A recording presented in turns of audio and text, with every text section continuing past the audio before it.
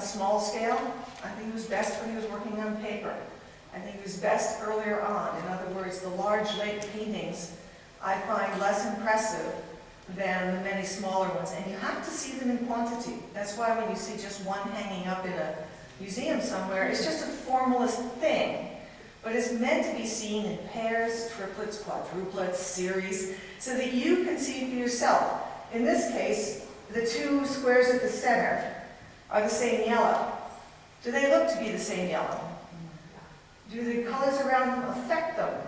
Yes. Does the second yellow, the one around the center one, is that the same in both paintings or not? And how much of that perception is affected by what's around it? Furthermore, this type of composition I find to be the most successful. These are the ones we use as 4 squares. 1, 2, 3, 4. A number of them only use 3, and some of them can be quite good, but I don't think they have quite the sophistication of the 4 square ones. So what we're going to have is a large gallery in which there's about 22 to 26 homage to the squares. Most of them on paper, never seen before here. A few works on canvas. Some of our better paintings are on loan to the White House, so they're not in the show. And there are 1 or 2 paintings that I just don't think are as good as the works on paper, so they're not in the show. At Yale, he was sought out. He left Black Mountain College in 1949 over disagreements about how the school should move forward. Interestingly, he left after he had invited Willem de Kooning to come teach. And Willem de Kooning, if you think about it, in 1948 was moving way on. He was already into abstract expressionism. He wasn't into the kind of controlled, methodical work that Albers stood for. Now, Albers was open to many methodologies, but what de Kooning did really kind of bothered him. He always thought expressionism was too self-indulgent. Just who cares about your emotions? That's the way he looked at it. But more than that, Willem and Elaine kind of mocked Albers. And if you feel that you're being mocked by the new up-and-coming younger generation, it's time to move on. He went and taught at Yale briefly. He gave a series of very influential lectures. And based on one of those lectures, maybe the first or second, Yale University invited him to come and teach at Yale. And what they wanted was to transform the traditional academic curriculum, which was still in place. You start by drawing plaster casts, and you do life studies, and nothing wrong with that approach. The academic approach worked for centuries and still does. But they didn't want that anymore. By 1950, things were moving and shaking in the art world. And so they brought him in as the chair of the Department of, when he was hired, it was the Department of Architecture and Fine Arts. When he started, literally, as he started teaching, it became the Department of Architecture and Design. And that's pretty much how it stayed for most of his time there. In 1956, it changed to, I think they took out the architecture. And so it was a school of arts and design. So this is part of a structural internecine struggle at Yale, trying to figure out whether you should try and integrate their great Department of Architecture with their reasonably good but not great Department of Art. And Albers was brought in to make the art part of it better and bring it up to parity with the sculpture, with the architecture. And to some extent he did do that. This is a photograph of him teaching with students at Yale. Looks very much like the photos of the Bauhaus and the Black Mountain. He's there face to face, close up. He's not lecturing them from on high.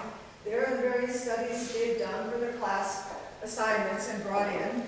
Increasingly, he had them do assignments in composition that helped him explore the nuances of color relationships.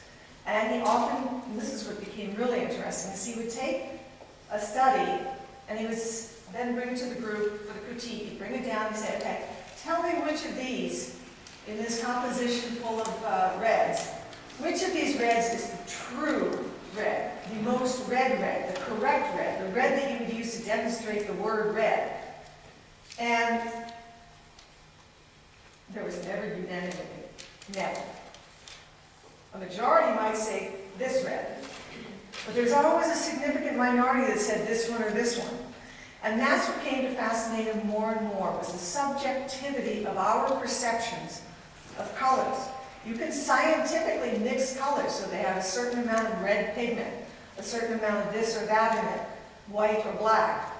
But how people perceive it is often subjective. And so after the Albers show, in between the after hours, there's a small gallery in which I'll be showing some of his teaching aids so that you and our viewers can try them for yourselves. For example, the first one is a bunch of red rectangles, a bunch of blue rectangles, and people, the question is, which is the real, the true, the most fundamental, the absolutely correct blue?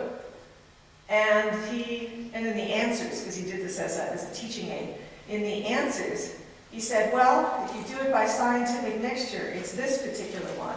However, the vast majority of people who don't pick that one off the bat pick this one and this one. And of this third one, tends to be designers who like that better and painters who like this better. So he's starting to understand that subjectivity has to do with one's own eyesight, it has to do with what light you're seeing it in, it has to do with the pigment itself, it has to do with your background, your training, your emotions, your preferences. Like, I can't stand orange on any level. I don't care how beautiful it is, I cannot stand it. That's me. If someone asked me what is the true orange, I would go, please, none of them.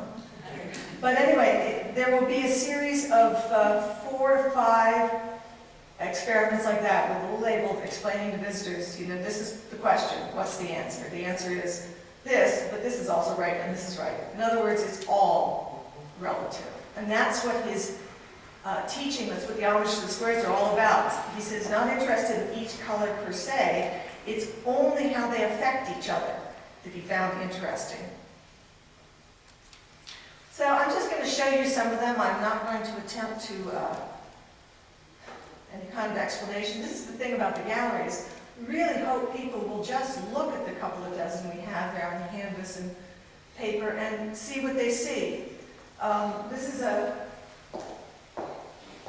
4-square one. This is a 3-square one, as is this. This is smaller than that.